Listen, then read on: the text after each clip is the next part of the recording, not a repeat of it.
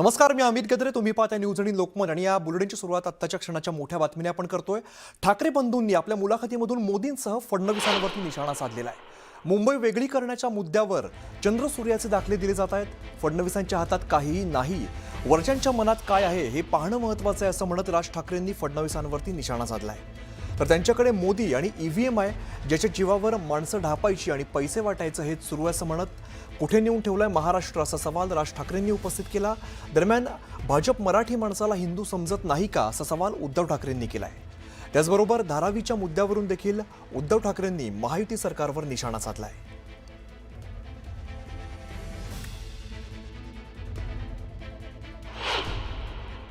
त्यांच्या मुळात हातातच काही नाहीये. इच्छा चांगली आहे, पण जे वरतून सांगितलं जाणार तेच त्यांना ऐकावं लागणार. वरतून सांगितलं की ही जमीन अदानीला द्यायची म्हटल्यानंतर त्यांच्यासमोर पर्यायच नसतो सही करण्यापलीकडे. सो वरच्यांच्या मनात काय आहे हे जास्ती महत्वाचं आहे. इकडच्या लोकांच्या मनात काय आहे हा विषयच येत नाही ना. त्याच्यामुळे त्यांनी चंद्रसूर्याचे कितीही दाखले जरी दिले तरी वरती जे बसलेले जे दोघे जण आहेत त्यांच्या मनात काय आहे हे पहिल्यांदा आपल्याला कळणं गरजेचं आहे आणि ते कळतंय. काँग्रेसच्या काळामध्ये जे पंतप्रधान होते ना त्यांना कुठचं राज्याचं लेबल नव्हतं. हे पहिल्यांदा राज्यकर्ते बसलेत ज्यांच्यावरती राज्याचं लेबल आहे. गुजरातचे प्रधानमंत्री आहेत ते. कळलं का? गुजरातचे आणि गृहमंत्री. ज्या प्रकारचं त्यांचं मुंबईवरती लक्ष आहे, मुंबईकडे त्यांचं ज्या प्रकारे लक्ष देतात MMR रिजनकडे, हे आजपर्यंत कधी घडलं नाही 50-60 वर्षामध्ये जे आत्ता घडतंय. हा धोका सर्वाधिक आहे. त्यांच्याकडे मोदी आणि ईव्हीएम आहे. काय आहे हे सगळं. मी म्हटलं ना की हा एक लहानपणी आपण ना तो एक पत्त्यांचा बंगला करायचो असा. हो, बरोबर आहे. आणि ह्यांच्याकडे जर सुद्धा बघितलं ना तर तो पत्त्याचा बंगला पण तो उलटा आहे. त्याच्या खालचे जे पत्ता आहे ना तो नरेंद्र मोदींचा आहे. ज्याच्या जीवावर हे सगळे आत्ता हे बोलतायत ना, हे सगळे हे त्यांच्या जीवावरती बोलतायत. आज लोक जे काही मतदान आज भारतीय जनता पक्षाला होतंय ते नरेंद्र मोदींच्याच फक्त नावावरती, यांच्या कोणाच्या नावावरती होत नाहीये. आज धारावीमध्ये जे चाललंय पात्र अपात्रचा खेळ करून, धारावीच्या निमित्ताने अर्धी अधिक मुंबई जवळपास अदानीच्या घशात टाकल्या असं म्हटलं तर ते वावगं नाहीये. मुलुंडपासून सुरुवात होते. कांजूरची मिठागर टाकलेत, दहिसरचं टाकले, कुर्ला मदर डेअरी टाकले. सगळी मुंबई जी आहे ती म्हणजे ही सगळी झोपडपट्टी तिकडे हलवायची आणि धारावीला मोठे टॉवर बांधायचे. मग आपल्याकडे काय राहिलं? नाही, त्या टॉवर बांधल्यानंतर आपल्या राजा एक लक्षात नाही आलं, धारावीच्या बगलेमध्ये बुलेट ट्रेनचं स्टेशन अहमदाबादला जाणार कसं काय? मग राहणार कोण तिकडे? तेच तर सांगतो ना मी तेच सांगतोय. हे एवढं दूरदृष्टीने करतायत हे.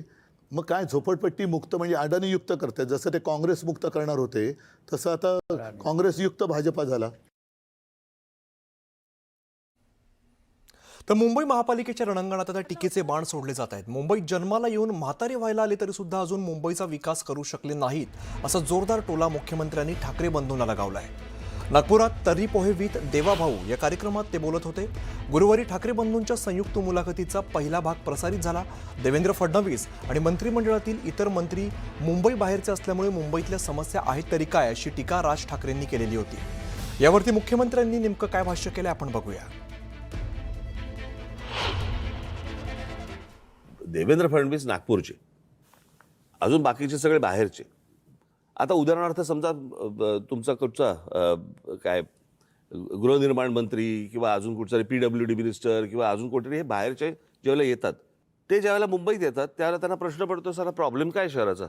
रस्ते आहेत, हॉस्पिटल आहेत, दिवे आहेत, शाळा आहेत, कॉलेजेस आहेत, पाणी आहे 24 तास. इथले प्रॉब्लेम काय आहेत? कारण तो कंपॅरिझन करतोय त्याच्या रस्त्यांशी. त्याच्या आता जे मुंबईला जन्माला येऊन आता म्हातारे व्हायला लागले तरी विकास करू शकले नाही, ते काय विकास करणार आहेत? जो काही विकास बघा, एक गोष्ट तर मान्य करावी लागेल, मुंबईच्या विकासामध्ये पहिलं नाव कोणाचं घेतलं जात असेल तर ते नितीन गडकरींचं घेतलं जातं, ज्यांनी 55 उड्डाणपूल तयार केले, वरई बांद्रा सीलिंग तयार केली. आणि त्यानंतर मुंबईचा 360 डिग्री विकास हा मोदीजींच्या नेतृत्वाखाली मी आणि एकनाथ शिंदेंनी केला. नाशिक महापालिका निवडणुकीसाठी ठाकरे बंधूंची आज नाशिकमध्ये पहिली जाहीर सभा होणार आहे. हुतात्मा आनंद कान्हेरे मैदानावरती दोन्ही बंधू एकत्र येणार आहेत. या सभेच्या माध्यमातून राज ठाकरे आणि उद्धव ठाकरे एकाच व्यासपीठावरून सभेला संबोधित करतील. या सभेची आता तयारी पूर्ण करण्यात आलेली असून शिवसैनिक आणि मनसैनिकांमध्ये उत्साहाचं वातावरण पाहायला मिळत आहे. दरम्यान या सभेमध्ये ठाकरे बंधू काय बोलणार याकडे सर्वांचं लक्ष लागलं आहे.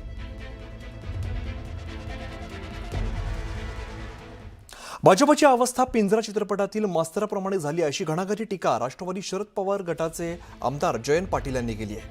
हातात तुणतुणं घेऊन थांबलेल्या मास्तरसारखी अवस्था भाजपाची झाल्याची टीका देखील जयंत पाटलांनी केली आहे.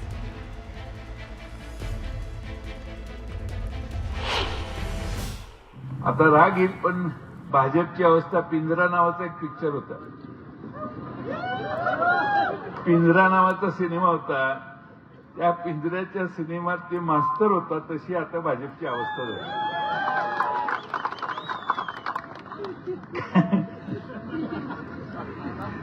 मास्तराला तमाशाचा नाद इतका लागला की तोच तुंतुन हातात घेऊन सर्वात पुढे उभा राहायला लागला. तशी अवस्था झालेली आहे. एक सहज सांगतो, ये बंद करने आए थे तवायफों के कोठे. हे सांगायचे की नाही, खाने न दूंगा खाऊंगा न खाऊंगा न खाने दूंगा, त्यासाठी ये बंद करने आए थे तवायफों के कोठे, मगर सिक्कों की खनक सुनकर खुद ही मुजरा कर बैठे. असा प्रॉब्लेम आहे सगळं.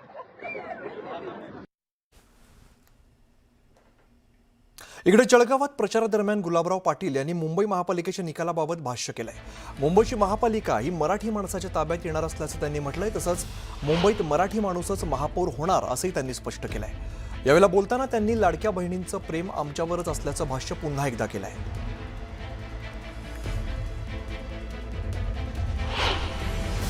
ठाकरे बंधू एकत्र आलेले आहे आणि मुंबईची महानगरपालिकेने कोणाच्याकडे जाऊ शकते. महायुतीच्या ताब्यात येणार, मराठी माणसाच्या ताब्यात येणार आणि मराठी माणूस महापौर होणार. लाडक्या बहिणीचा नेमका कौल कोणाकडे? लाडक्या बहिणीचं प्रेम आमच्यावरच आहे. मग किती जागा निवडून येऊ शकता महायुती? जळगावमध्ये 70 पार करू. छत्रपती संभाजीनगर महापालिकेमध्ये भाजप आणि शिवसेना एकमेकांविरोधात लढत आहेत. अनेक बैठका होऊन सुद्धा सेना भाजपाची युती झालेली नाही, यावरती मुख्यमंत्री फडणवीसांनी भाष्य केलंय. शिवसेनेसोबत युती व्हावी म्हणून खूप प्रयत्न केले, मात्र शिवसेनेत 2 गट असल्यामुळे जागांवरून अडचणी येत होत्या असं मुख्यमंत्री फडणवीसांनी म्हटलंय. संभाजीनगरमध्ये युती न झाल्यामुळे मला दुःख आहे, मात्र निवडणुकीमध्ये भाजपच नंबर 1चा पक्ष असेल असंही मुख्यमंत्री म्हणाले.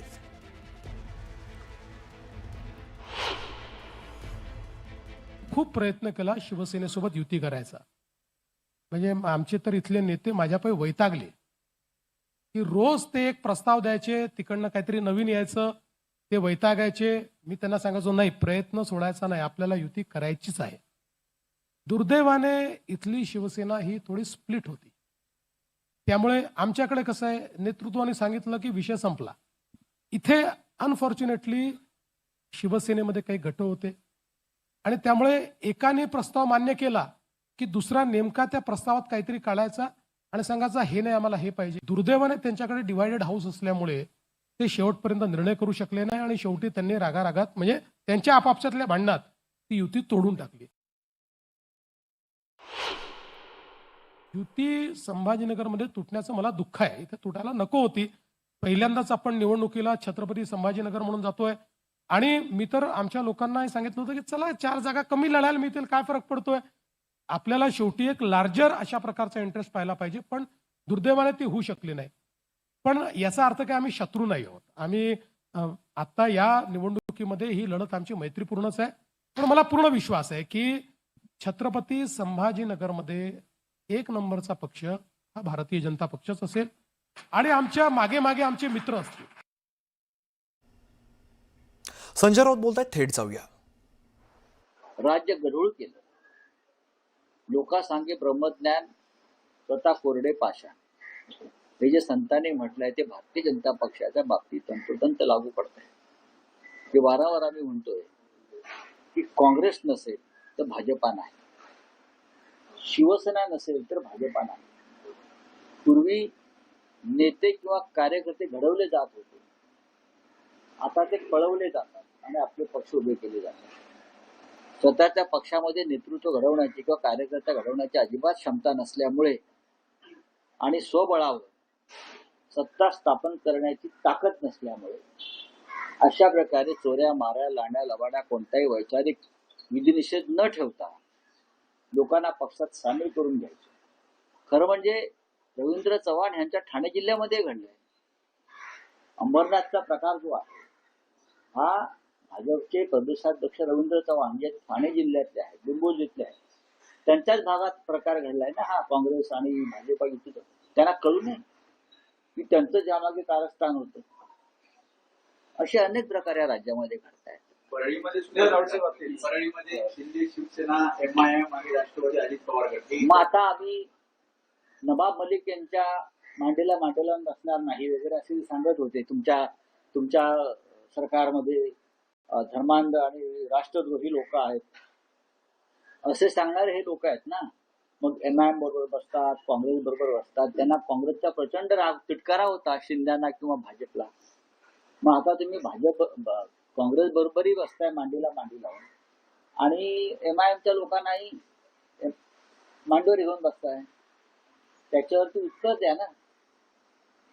तुम्हाला आमचा त्रास यासाठी झाला की आमच्या सरकारमध्ये नवाब मलिक आहे, आम्ही हिंदुत्व सोडलं, आम्ही अमुक केलं, आम्ही काँग्रेस बरोबर बसणार नाही. बरं का, ते कोण म्हणत होतं? मिंदे म्हणत होतं. आम्हाला काँग्रेसचा विषय प्रचंड घृणा आहे. मग आता काय? तुमचा मित्र पक्ष काँग्रेस बरोबर आहे, तुम्ही बीडमध्ये काँग्रेस बरोबर अलायन्स करताय, MIM बरोबर अलायन्स करताय, कशाला लोकांना फसवताय? नाही पण सर, राऊतसाहेब महाराष्ट्रात सत्ता स्थापनेसाठी जे काही पॅटर्न अस्तित्वात येत आहेत, सर्वच राजकीय पक्षांनी वैचारिक म्हणजे विचारसरणी बाजूला ठेवून वैचारिक सुनता केली. त्याला वैचारिक सुनता करणं. आम्ही राज ठाकरे यांच्या बरोबर आहोत. आमच्या बरोबर शरद पवारांची राष्ट्रवादी काँग्रेस काही ठिकाणी आहे. पण साधारण काँग्रेस पक्षाबरोबर जेव्हा आम्ही महाराष्ट्रात सरकार स्थापन केलं आणि त्या सरकारमध्ये खरं तर एकनाथ शिंदे आणि त्यांच्या बरोबरची जी टोळी फुटली तेही सामील होते. तेही सत्तेचे भोग घेतच होते ना. आणि बराच काळ घेतला त्यांनी. त्यातूनच ते 50-50 खोके वाटण्याची ताकद निर्माण झाली. म्हणजे 2000 कोटी रुपये त्यांनी वाटले आमदारांना. तेव्हा त्यांना काँग्रेस नको. त्यांनी पहिल्या दिवशी काँग्रेस सरकारमध्ये बसणार नाही ही भूमिका का घेतली नाही? 2.5 वर्ष सरकारमध्ये बसल्यावर तुम्हाला ही उपरती झाली. सर, एक काल वेगळा प्रकार महाराष्ट्राच्या राजकारणात बघायला मिळाला. तुमची आणि एकनाथ शिंदेची पहिल्यांदा भेट झाली.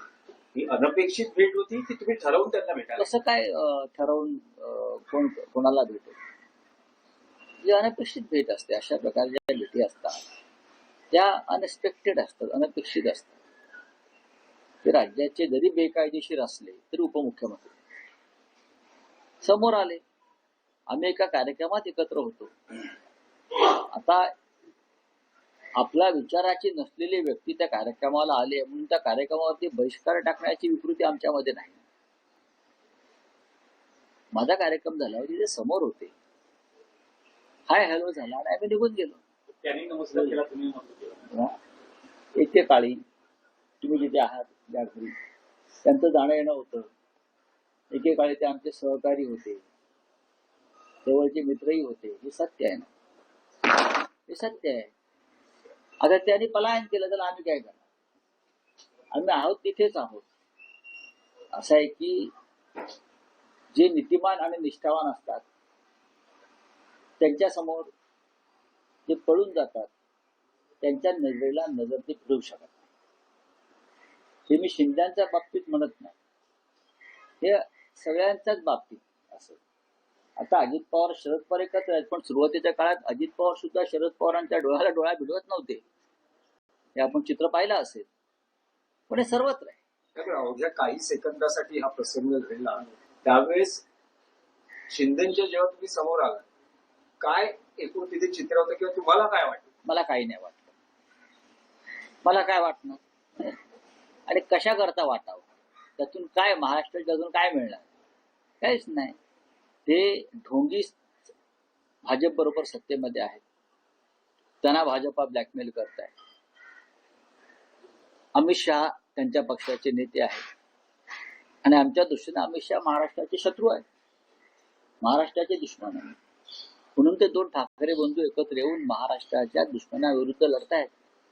रावसाहेब, भाजपमधल्या बंडखोरांची हकालपट्टी किंवा त्यांच्यावर निलंबनाची कारवाई झाली, पण ठाकरेंचे अजून अनेक बंडखोर अपक्ष रिंगणात आहेत. अजूनही कारवाईबद्दल दोन्ही बाजूनी काही ठिकाणी अपक्ष किंवा बंडखोर रिंगणात, दोन्ही बाजूने, असं नाही, दोन्ही बाजूने आम्ही दोन्ही बाजूने आहे. त्याच्यावरती आता काल आम्ही रात्री चर्चा केलेली आहे, बघू आता. जे लोक मुंबईत जन्माला येऊन म्हातारे झाले ते शहराचा विकास करू शकले नाहीत, ते आता काय विकास करणार, अशी देवेंद्र फडणवीसांनी ठाकरे बंधूंवरती जहरी टीका केली. अच्छा, ते कोण म्हणताय? देवेंद्र फडणवीसांनी म्हटलं मुंबईत जन्माला येऊन म्हातारे झालो, पण आम्ही मुंबईत जन्माला येऊन म्हातारे झालो म्हणून मुंबई महाराष्ट्रात टिकली आणि तुम्ही मुंबईत राहताय, त्यांना विचारा का राहताय. आम्ही मुंबईत संघर्ष करून म्हातारे झालो, बरं का. आमची एक आधीची पिढी स्वर्गवासी झाली, शहीद झाली, म्हणून तुम्हाला या मुंबईमध्ये बसून महाराष्ट्रावर राज्य करता येते मिस्टर फडणवीस. आता तुम्ही तरुण आहात, अजून नागपूरचा काय विकास केला, लोक तुम्हाला दारातून हाकलून देतात, मी बघितलं काय. पण ते असं म्हणतात की मी सर्टिफाईड नागपूरकर आहे. मग चांगली गोष्ट आहे, नागपूर हे महाराष्ट्राची उपराजधानी आहे, तुम्ही सर्टिफाईड नागपूरकर आहात, आम्ही सुद्धा डबल सर्टिफाईड मुंबईकर आहोत, बरं का. आणि मुंबई ही लढून मिळवली आहे आम्ही, फडणवीस. आम्हाला अशी आकाशातून जमिनीतून बटाटे येतात तसे आम्हाला बटाटे मिळालेले नाहीये, भुईमुगाच्या शेंगा येतात. ही मुंबई लढून मिळवली आणि जेव्हा आम्ही लढत होतो तेव्हा फडणवीस यांचा जन्म झालेला नव्हता. हा डायलॉग मारायला काय झालं, गब्बर सारखे, गब्बर मरून गेला, डायलॉग अमर आहेत त्याचे. संयुक्त पत्रकार परिषद, संयुक्त युती, संयुक्त मुलाखत आणि आज पहिली संयुक्त प्रचाराची ठाकरे बंधूंची सभा नाशकात होते. हो, आज महत्वाची सभा आहे नाशिकमध्ये. उद्धवजी आणि रावसाहेब हे आज नाशिकला जातील आणि पहिली सभा आहे. ब्रेकनंतर स्वागत. बातमी मालेगावमधून आहे. मालेगाव महापालिका निवडणुकीत सुद्धा घराणेशाहीचा बोलबाला बघायला मिळतोय. यामध्ये एमआयएम पक्षाने एकाच कुटुंबात तब्बल 9 जणांना उमेदवारी दिलेली आहे, तर इस्लाम पक्षाने 5, भाजप आणि काँग्रेसने एकाच कुटुंबातील 3 उमेदवारी दिली आहे. सगळ्याच पक्षांमध्ये घराणेशाहीचा प्रयोग बघायला मिळतोय. आजवर 8 महापौर झाले, 8 पैकी 6 महापौर या 3 घराण्यांमधले झालेले आहे. यावेळी पण पूर्वाश्रमीचं राष्ट्रवादी सोडून इस्लाम स्वतःचा पक्ष स्थापन केलेले आसिफ शेख यांच्या कुटुंबातले 5 सदस्य, त्यांची आई ताहिरा शेख, चुलता जलील शेख, भाऊ खालिद शेख, इम्रान शेख असे सदस्य उभे आहे. एमआयएमने पण घराणेशाही जोपासताना कुठलीही कमतरता कमी केलेली नाही. माजी नगराध्यक्ष मोहम्मद युनुस इसा यांचे 3 पुत्र, माजी महापौर मलिक शेख, माजी स्थायी समिती सभापती खालिद शेख, माजी युनुस इसा यांच्यासह त्यांच्या सून, चुलत भाऊ, भाऊजाई असे परिवारातले 7 पेक्षा अधिक सदस्य निवडणूक रिंगणात आहे. कोल्हापूर पालिका निवडणुकीत प्रचारामध्ये मतदारांना आमिष दाखवलं जात असल्याचा आरोप करण्यात आलेला आहे. मतदारांना जेवणावळी, सहली, हॉटेल कुपन्स आणि रोख रकमेचा आमिष दाखवण्याचा प्रकार शहरात खुलेआम सुरू असल्यामुळे नागरिकांमध्ये तीव्र संताप व्यक्त केला जातोय. या प्रचारातील पाकिट संस्कृतीमुळे कोल्हापूरची बदनामी होत असल्याचा आरोप केलाय.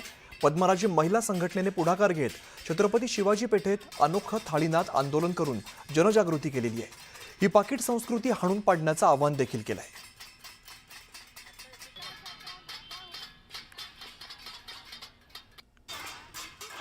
आता महानगरपालिकेची जे निवडणूक लागली आहे आणि त्या निवडणुकीमध्ये जो आमिषाचा मोठा व्हायरस आलेला आहे की जेवणावळी देतात किंवा पाकिटं देतात आणि त्या पाकिटांच्या आमिषाला बळी पडून आपल्या कोल्हापूरचा विकास खुंटत चाललेला आहे. तर असं न करता म्हणजे त्यासाठीच आम्ही घंटानाद म्हणजे थाळीनाद केलेला आहे आणि याच्या माध्यमातून आपण मतदार जनजागृती करत आहोत. नमस्कार, मी अमित गद्रे. तुम्ही पाहता न्यूज आणि लोकमत. या बुलेटिनची सुरुवात एका मोठ्या बातमीने आपण करूया. अंबरनाथमधील फुटीर नगरसेवकांविरोधात काँग्रेस पक्ष आता कायदेशीर कारवाई करणार आहे. भाजपात गेलेल्या नगरसेवकांचं नगरसेवक पद हे रद्द करण्यासाठी कायदेतज्ञांचा सल्ला काँग्रेसकडून घेतला जातोय. कोणत्याही परिस्थितीत भाजपात गेलेल्या नगरसेवकांचं नगरसेवक पद रद्द करायचंच असा निर्णय काँग्रेस पक्षानं घेतलेला आहे. कायदेतज्ञांच्या सल्ल्याने न्यायालयीन लढाई लढण्यात येणार आहे. अगदी सर्वोच्च न्यायालयापर्यंत लढा देण्याचीही तयारी असल्याचं काँग्रेसनं सांगितलंय. या प्रकरणात काँग्रेस आरपारची लढाई लढणार असल्याची माहिती काँग्रेसमधील उच्चपदस्थ सूत्रांनी दिली आहे.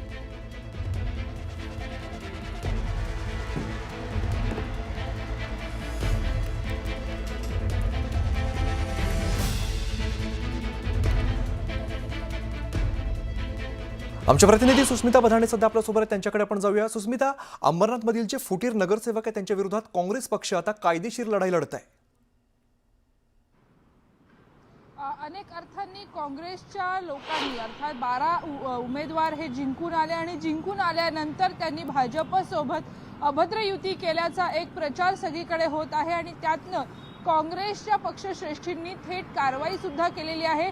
शिस्तभंगाची नोटीस बजावण्यात आलेली आहे. निलंबन हे सर्व उमेदवारांचं करण्यात आलेलं आहे. प्रदीप पाटील जे ब्लॉक अध्यक्ष होते या अंबरनाथ काँग्रेसचे, त्यांचं सुद्धा निलंबन करण्यात आलेलं आहे. ही कमिटी बरखास्त करण्यात आलेली आहे. त्यानंतर प्रदीप पाटील यांच्यासह उर्वरित विजयी सर्व काँग्रेसच्या नगरसेवकांनी थेट भाजपात प्रवेश केला. काल हा भाजप प्रवेश पूर्ण झाल्यानंतर या सगळ्या उमेदवारांची नगरसेवक पद त्यांचं रद्द व्हावं, त्यांची निवड रद्द व्हावी याकरता आता कायदेशीर लढाई काँग्रेस पक्षाकडनं लढली जाणार आहे. याकरता विशेष कायदेशीर सल्ला देखील घेतला जाणार आहे. एकीकडे शिंदेंना सत्तेपासून दूर ठेवण्यासाठी भाजपनं थेट काँग्रेसला जवळ केल्याचा आरोप काँग्रेसकडनं केला जात आहे. तर दुसरीकडे आपण बघितलं तर अंबरनाथमध्ये ज्या पद्धतीनं काँग्रेस आणि भाजप एकत्र आलं, त्याचबरोबर MIM आणि भाजप एकत्र आल्याच्या सुद्धा घटना आपल्याला पाहायला मिळतात. त्यामुळे या सगळ्यातनं काँग्रेसच्या केडरवरती मोठा परिणाम होत आहे आणि याचाच विचार करत आपण बघतोय की आता कायदेशीर लढाई लढत या सर्व निवडून आलेल्या नगरसेवकांचं पद बरखास्त करण्यात यावं, त्यांचे टर्म कॅन्सल करण्यात यावी अशा पद्धतीची मागणी केली जात आहे. ज्यातनं आगामी स्थानिक पातळीवरच्या निवडणुकांवरती मोठा परिणाम आपल्याला पाहायला मिळू शकेल. दोन्ही बाजूने नाराजी स्पष्ट आहे, परंतु आता भाजपत प्रवेश केल्यानंतर या सगळ्या 12 उमेदवारांना अभय मिळतं का आणि कायदेशीर लढाई कितपत यशस्वी ठरते हे बघणं महत्त्वाचं आहे. सुस्मिता, धन्यवाद या सगळ्या माहितीसाठी.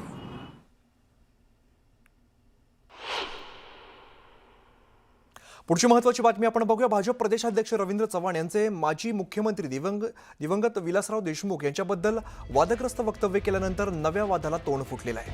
यानंतर भाजप प्रदेशाध्यक्ष रवींद्र चव्हाण यांनी सुद्धा दिलगिरी व्यक्त केली. पण या संपूर्ण प्रकरणावरती अमित देशमुख यांनी मात्र नाराजी व्यक्त करत टीका केलेली आहे. ऐन निवडणुकीत असं वक्तव्य एका राजकीय पक्षाच्या नेत्याने केल्यामुळे त्याची किंमत त्यांना मोजावी लागेल असा इशारा अमित देशमुखांनी दिलाय. या संदर्भात त्यांच्याशी बातचीत केली आमचे प्रतिनिधी शशिकांत पाटील यांनी. भैया, हे जे वक्तव्य आलेलं आहे रवींद्र चव्हाणांचं, ते ऐन निवडणुकीच्या धामधुमीत आलेलं आहे. कसं बघता तुम्ही या वक्तव्याला? हे रवींद्र चव्हाण यांनी जे वक्तव्य केलं, खरं म्हणजे मी यापूर्वी म्हणालो की असं वक्तव्य त्यांनी करायला नको होतं आणि यातून साधारणतः राजकारणाची प्रवृत्ती स्तर हा आपल्याला दिसून येतो. महाराष्ट्रामध्ये जे अलीकडं या स्थानिक स्वराज्य संस्थांमध्ये घडतंय ते सोलापूरमध्ये एका उमेदवाराचा खून झाला, ठाण्यामध्ये अपहरण झालं, पुण्यामध्ये धमकावलं गेलं आणि म्हणून या सगळ्या प्रवृत्तीला सामान्य माणसं थारा देणार नाहीत आणि महाराष्ट्राचं राजकारण कोणत्या दिशेला चाललंय हा खरा प्रश्न उपस्थित राहतो. शेवटी समाजाच्या भावना जेव्हा दुखावल्या जातात, सामान्य माणसाच्या जेव्हा भावना दुखावल्या जातात आणि वैचारिक लढाई आहे ती विचारानं लढली पाहिजे आणि मग म्हणजे नामोनिशान मिटवून टाकायचा असं जर भाष्य ते करणार असतील तर मला असं वाटतं की ते महाराष्ट्राच्या हिताचं नाही. रवींद्र चव्हाण कोकणातून मुंबई मार्गे लातूरला आल्याबरोबर त्यांना विलासरावांचीच आठवण झाली. हे आमच्यावर असा आरोप होतो की आदरणीय विलासराव देशमुख साहेबांचं नाव घेतल्याशिवाय तुमचं भाषण होत नाही. कसं होईल? आदरणीय विलासराव देशमुख साहेब हे आमचं शक्तिपीठ आहे त्यामुळं त्यांचं नाव घेतल्याशिवाय तर आमचं भाषण पूर्ण होणारच नाही. पण मला याचा आनंद आहे की आता अलीकडं भारतीय जनता पक्षाचं सुद्धा भाषण आदरणीय विलासराव देशमुख साहेबांचं नाव घेतल्याशिवाय पूर्ण होत नाही. मला असं वाटतं की लोकभावना, आपण जेव्हा सार्वजनिक जीवनामध्ये वावरत असतो, कुणीही कुठल्याही पक्षाचा, लोकभावनेचा आदर सारेच करतो, पण जेव्हा राज्यकर्ते लोकभावना दुखावतात तर त्याची किंमत त्यांना मोजावी लागते. आणि मला असं वाटतं की भाजपच्या नेत्यांनी जे वक्तव्य केलं ते सामान्य माणसाला खटकलेलं आहे. दिलगिरी व्यक्त करताना रवींद्र चव्हाण बोलताना की अमित देशमुख माझे चांगले मित्र आहे. एकीकडे असं वक्तव्य करायचं, दुसरीकडे मैत्री आहे म्हणून सांगायचं. नाही, आता वैयक्तिक संबंध, मैत्री एका ठिकाणी ती कायम राहील. आणि नाही, त्याच्यामध्ये काही अंतर येईल असं मला नाही वाटत. पण जेव्हा एखाद्या पक्षाच्या प्रेरणा स्त्रोताचं नाव पुसण्या इथपर्यंत तुमची भावना तयार होते, हे मला असं वाटतं की त्यांच्याकडनं अपेक्षित नव्हतं. तर हे होते विलासराव देशमुख यांचे सुपुत्र अमित देशमुख यांनी सांगितलं की सत्सद विवेक बुद्धीतूनच येत्या काळात नेत्यांनी वक्तव्य केली तर ते अधिक बरं होईल. शशिकांत पाटील, न्यूज 18 लोकमत, लातूर. पुढे जाऊया. वसई विरार महापालिकेचा महापौर हा आय लव्ह महादेव असं बोलणाराच बसणार असा दावा मंत्री नितेश राणेंनी केलेला आहे. डोळ्यासमोर पराभव दिसत असल्यामुळे वसई विरारमध्ये ठाकरे प्रचाराला येत नसल्याचा टोला सुद्धा त्यांनी लगावलाय. हिंदू मतांमध्ये फूट पाडण्यासाठीच मराठीचा मुद्दा आणला जात असल्याचा आरोप त्यांनी केलाय. तर दोन्ही ठाकरे बंधू ही जिहाद्यांची भाषा बोलत असल्याची टीका त्यांनी केली आहे.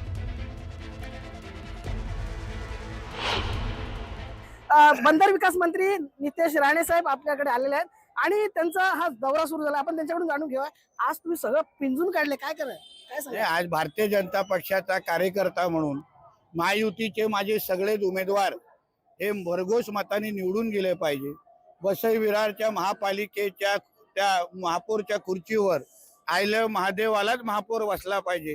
यासाठी मी सगळीकडे प्रत्येकाला, आमच्या राजन नाईक जे आमदार आहेत त्यांच्या सोबत आम्ही सगळीकडे जाऊन अशी विनंती आणि आवाहन करतोय. मला सांगा, ठाकरे जे आहेत मुलाखत करतायत परंतु प्रचाराला अजून बाहेर पडले नाहीत. तर ते त्यांचा प्रश्न आहे ना, कारण का ते जेवढे प्रचाराला येणार नाहीत आमच्याकडे बरं आहे. त्यांनी थोबाड उघडलं तर आमचंच मतदान वाढणार आहे. मला काय वाटतं ते हरलेत का तू? तर ते आता त्यांना विचारलं, ते हरलेत का माहित नाही, पण महायुती नक्की जिंकलेली आहे. मला सांगा, या ठिकाणी राज ठाकरेंनी म्हटलंय की दोन जातींना समोर आणून ही निवडणूक लढवली जाते. आम्ही कुठल्याही जातीला आणत नाही. आमच्या हिंदू राष्ट्रामध्ये आम्ही हिंदूंचं हित बघणार, हिंदूंच्या बाजूने बोलणार. जी भूमिका आदरणीय हिंदू हृदय सम्राट बाळासाहेब ठाकरेंची होती तीच आमची आहे. आम्ही काय वेगळं नाही बोलत आहे. पण आताचे हे जे दोन्ही ठाकरे हे जिहाद्यांची भाषा जास्त बोलतायत. मराठी आणि हे सगळे विषय काढून हिंदूंमध्ये फूट कशी पाडायची यासाठी हे सगळे यांचे मनसुबे आहेत. का मराठी हिंदू नाही आहे? जसा गुजराती आमचा हिंदू आहे, उत्तर भारतीय आमचा हिंदू आहे, तसा आमचा मराठी माणूस पण हिंदूच आहे. पण तरीही मराठीचा मुद्दा आणायचा आणि हिंदूंच्या मतांमध्ये फूट पाडायची आणि त्या जिहाद्यांची सत्ता बसवण्याचा जर प्रयत्न हे लोक करत असतील ना, आमच्या महाराष्ट्रातला, मुंबईतला आणि सगळ्या महापालिकेच्या हिंदू समाज, राष्ट्रभक्तांचा समाज हे कधीही व्हायला देणार नाही. ठाकरे जे आहेत जिहाद्यांची भाषा बोलतात असा आरोप बंदर विकास मंत्री नितेश राणे यांनी केलेला आहे आणि ठाकरे हिंदू मतांमध्ये फूट पाडतात असाही आरोप केलेला आहे. स्नेहा विश्वकर्मासह विजय देसाई, न्यूज 18 लोकमत, नालासोपारा.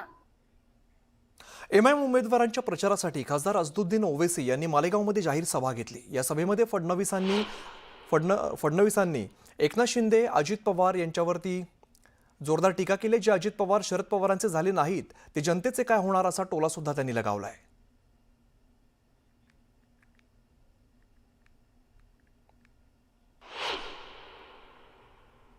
और अजीब मामला है महाराष्ट्र की सियासत का. देवेंद्र फडणवीस एक तरफ, शिंदे एक तरफ, अजीत पवार एक तरफ. मैंने मुंबई में बैठकर वड़ा पाव और मलाई तीनों मिलके खा रहे, मगर इलेक्शन का मामला आया तो जनता की आंखों में धूल झोंकने का काम कर रहे. मुझे यकीन है कि महाराष्ट्र की आवाम और मालेगांव की आवाम एक अच्छा फैसला लेकर 15 जनवरी के दिन मजलिस इत्तेहाद मुस्लिमीन को कामयाब करेगी।